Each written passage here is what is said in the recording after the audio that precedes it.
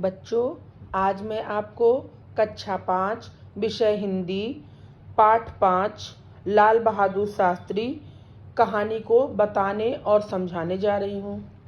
शास्त्री जी उन दिनों रेल मंत्री थे। एक बार उन्हें बनारस के पास सेवापुरी जाना पड़ा।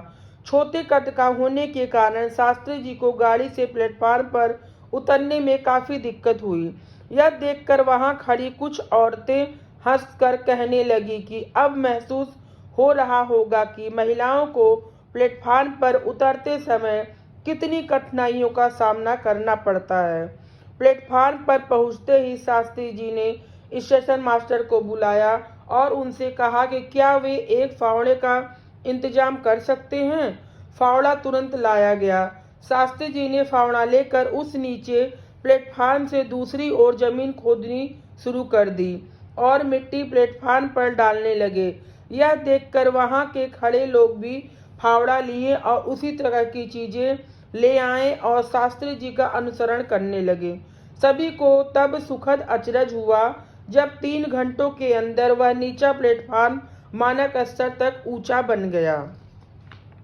इसी प्रकार दूसरा प्रसंग है। यह प्रसंग भी उस समय का है जब शास्त्री जी रेल मंत्री थे और सरकारी काम से इलाहाबाद जा रहे थे।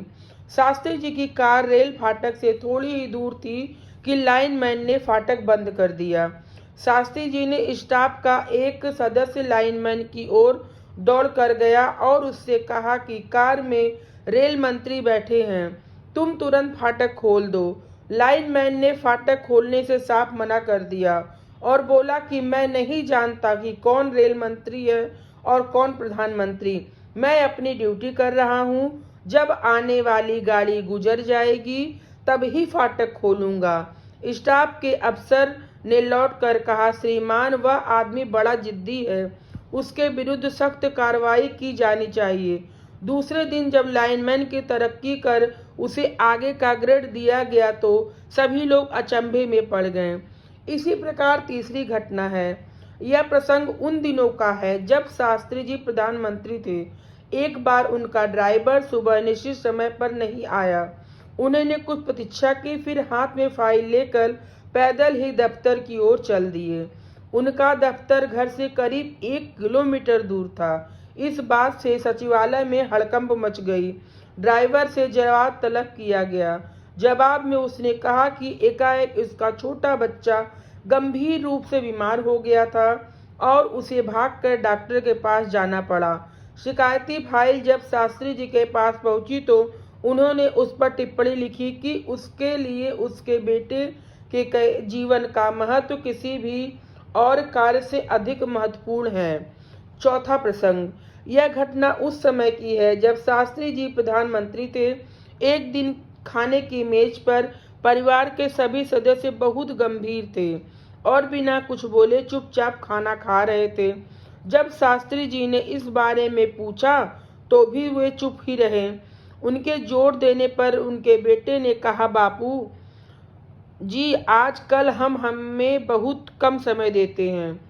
शास्त्री जी ने जवाब दिया, तुम जानते हो कि प्रधानमंत्री बनने से पहले सिर्फ तुम लोग ही मेरे जीवन के परिवार के सदस्य थे।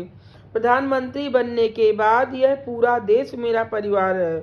अगर इसे ध्यान में रखें तो तुम्हारे साथ जो समय बीतता है वह देश के करोड़ों लोगों के साथ बिताने वाले समय के अनुपात की दृष्टि में बहुत ज़्यादा है। इसी प्रकार पांचवा प्रसंग है। शास्त्री जी ने प्रधानमंत्री बनने के फौरन बाद एक विपक्षी दल ने प्रदर्शन किया। इस प्रदर्शन की अगुवाई महिलाएं कर रही थी। अनेक महिलाएं अपनी गोद में बच्चे लिए हुए थी। प्रधानमंत्री आवास के सामने पहुंचकर उन्होंने ऊंची आवाज में चिल्लाना शुरू कर दिया। तेज गर्मी के कारण प्रदर्शन करने वाले पसीना पसीना हो रहे थे।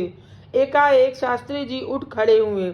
उन्होंने ट्रे उठाई, उसमें गिलास रखे और वाटर कूलर के पास जाकर एक एक करके उसमें पानी भरा।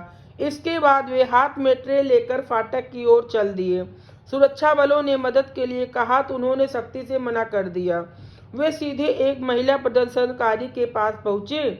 महिला की गोद में एक छोटा सा बच्चा था जो रो रहा था।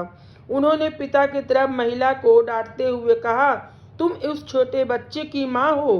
क्या तुम्हें यह नहीं मालूम कि यह बच्चा प्यासा है, इसलिए रो रहा है? उन्होंने बच्चे को अपनी गोद में लिया और ट्रे माँ के हाथ में पकड़ा दी। फिर एक गिलास उठाया और बच्चे को पानी पिलाने लगे। महिलाओं ने उनके पैर छूने शुरू कर दिए। कुछ ही क्षणों में भीड़ हटने लगी और लोगों को यह बिल्कुल याद न रहा कि वे किस उद्देश्य से आए थे।